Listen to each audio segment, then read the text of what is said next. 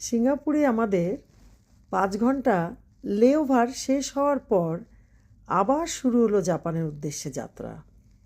তখন প্রায় রাত 1:30 বাজে। বোর্ডিং শেষ করে আমরা ফ্লাইটে উঠে বসলাম।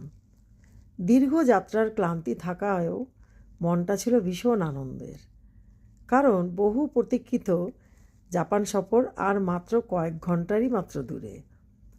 ফ্লাইটে ওঠার পর কিছুটা বিশ্রাম নেওয়ার চেষ্টা করলাম।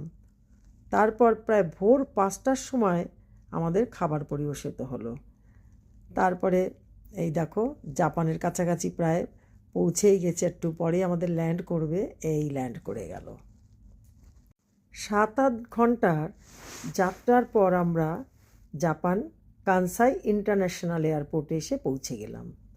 জাপানের মাটিতে প্রথম পা রাখার অনুভূতিটা ছিল সত্যিই ভীষণ আনন্দের। এরপর শুরু হলো ইমিগ্রেশনের পালা। সব ফর্মালিটি পুরি করে তারপর আমরা এয়ারপোর্টের বাইরে বেরিয়ে এলাম।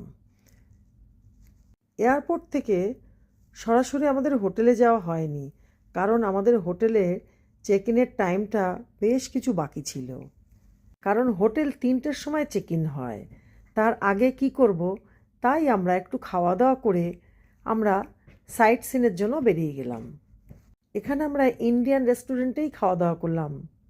তারপর আমরা চলে গেলাম ওসাকার অন্যতম জনপ্রিয় দর্শনীয় স্থান ওসাকা ক্যাসেল দেখতে। জাপানের ইতিহাস ও ঐতিহ্যের এই বিখ্যাত নিদর্শনটি সামনে থেকে দেখে সত্যিই অসাধারণ লাগছিল।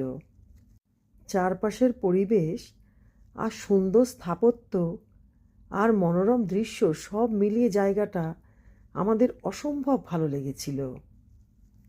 ওসাকা ক্যাসেল ঘুরে দেখার পর আশেপাশের এলাকাটাও বেশ কিছুটা সময় ঘুরে ঘুরে দেখে আমরা সময় কাটালাম। ক্যাসেল থেকে বেরিয়ে যখন বাইরে আসি, তারপরে দেখি রাস্তার পাশে এই সুন্দর সুন্দর লোকাল স্ট্রিট ফুড। দেখতে ভীষণ ভালো লাগছিল, কিন্তু খেতে যে কেমন হবে আর এদের খাওয়া দাওয়ার মধ্যে কী কী যে আছে সেজন্য ভয়তে আর খাইনি, কারণ এখানে বিফ খুব চলে সেই জন্য। এর মাঝে আমরা আরও একটা সাইট সিন দেখেছি, কিন্তু ভিডিওটা বড় হয়ে যাবে বলে এখানে দেখালাম না, পরবর্তী ভিডিওতে দেখব। আমরা হোটেলে চলে এসেছি, রুমে চলে এসেছি।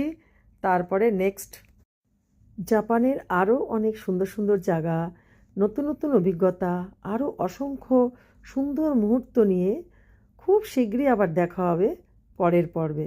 ততক্ষণ সবাই ভালো থাকো।